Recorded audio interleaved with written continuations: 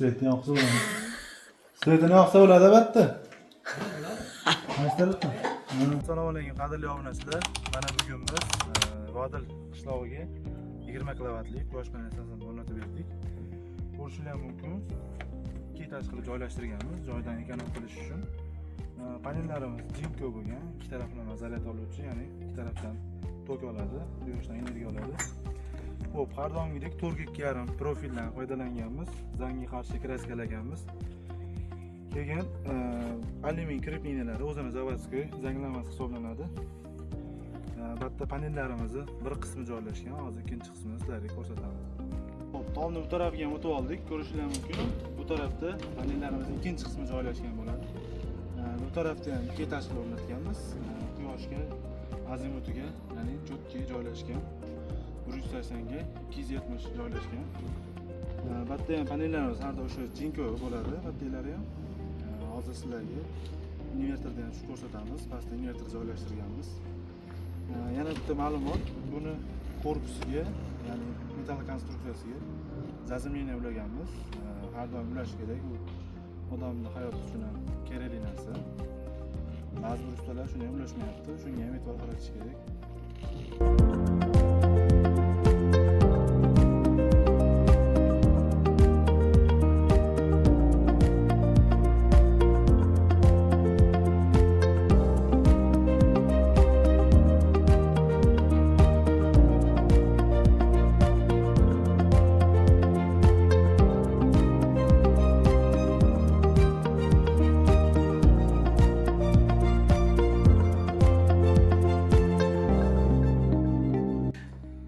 Qadrli obunachilar, pastga invertorni olgan tushib oldik.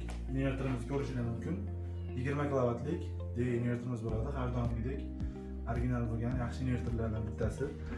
Xo'p, bitta ko'rishingiz mumkin. Kichkinagina shit o'rnatib berganmiz. Kirish tokiga 3 polislik davlat toki uchun himoya o'rnatib berganmiz. Quyosh panelidan tushayotgan ikkita ko'rpamiz uchun avtomat va uzuklarni o'rnatib berganmiz. Chaqmoqdan himoya qilib beradi bular. Invertorimizga ko'rishimiz mumkin, bitta 26 kilovatgacha zapas joyi bo'ladi, bilasizlar bo'ladi 26 kilovatgacha. Hozir bitta ham 20 kilovat invertorimizga 21 kilovat ulab berganmiz.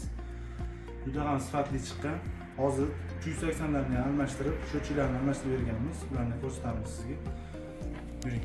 Xo'p, ko'rishingiz mumkin, bitta shunaqangi temir shit o'rnatib, 3 fazali sho'chilarni o'rnatib berganmiz. O'zlarining uyda egalarniki 220 sho'chi turgan bo'lgan. 20 kilovatli invertorimiz 380 ishlaganligi uchun 380 ga almashtirib berganmiz. Bitta hop invertorimizga bitta 3 polisli avtomat o'rnatganmiz. Xonadon uchun 2 polisli avtomatimiz.